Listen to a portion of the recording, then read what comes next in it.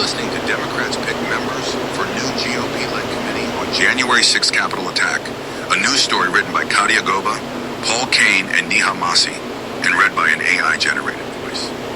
Democrats named members of their caucus to serve on a new subcommittee reinvestigating the January 6, 2021 attack on the U.S. Capitol, a Republican-led probe that threatens to reignite tensions over one of the most divisive events in American political history. Democratic leader Hakeem Jeffries, Democrat New York, announced Monday that Representatives Eric Swalwell, Democrat California, Jared Moskowitz, Democrat Florida, and Jasmine Crockett, Democrat Texas, will participate in the 8-member committee, and Jamie Raskin, Democrat Maryland, will serve as an ex officio member. Donald Trump and House Republicans are now determined to whitewash that day that will always live in infamy, Jeffries said in a statement. House Democrats will not let it happen.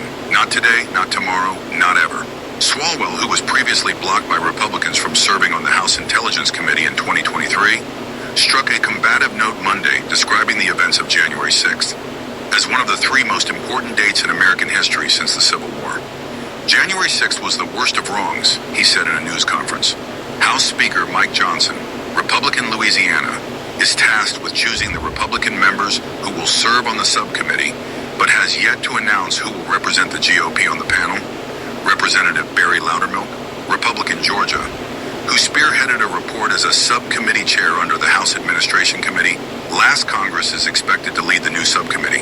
The new subcommittee will have subpoena power and is authorized and directed to conduct a full and complete investigation of the events on January 6, when a pro-Trump mob stormed the Capitol to prevent the certification of Biden's election.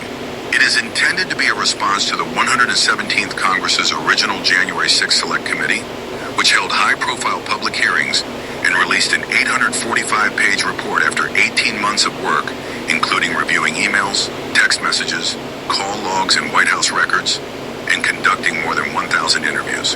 Republicans have complained that the original bipartisan committee formed in 2021 was biased against President Donald Trump, who repeatedly denied the results of the 2020 election. 2 former Republicans, Liz Cheney, then a congresswoman representing Wyoming, and Adam Kinzinger, who at the time was a Republican congressman representing Illinois, served on the committee. Cheney invoked January 6th as she broke with the Republican Party and endorsed Kamala Harris for president last year. The previous Democratic-led committee's work spawned many new investigative leads, including inside Trump's West Wing, and it prompted the Justice Department to seriously pursue an investigation into the origins of the attack, which helped lead to Trump's eventual indictment on a range of charges, including conspiring to defraud the United States. The committee's final report found that Trump actively inspired his supporters to commit violence in his name as he attempted to remain in office, despite losing the 2020 election. It also suggested that lawmakers consider banning Trump from running for office again. On January 6, 2021, the nation watched in horror as thousands of men and women, supporters of Trump, stormed the Capitol and its grounds, intent on overturning President Joe Biden's election victory. Some assaulted police officers, others smashed windows, ransacked offices, and threatened to hang Vice President Mike Pence, who had refused Trump's entreaties to not certify the election results. Trump ran again in 2024 and won. Since then, he has granted nearly a blanket pardon to virtually all January 6 Capitol riot defendants and commuted the sentences of the remaining 14.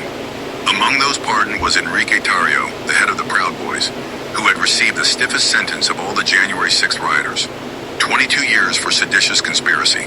Loudermilk has said he expects the new subcommittee will revisit questions about security failures and voiced interest in further investigating the pipe bombs placed near the Republican and Democratic National Committees the night before the attack on the Capitol.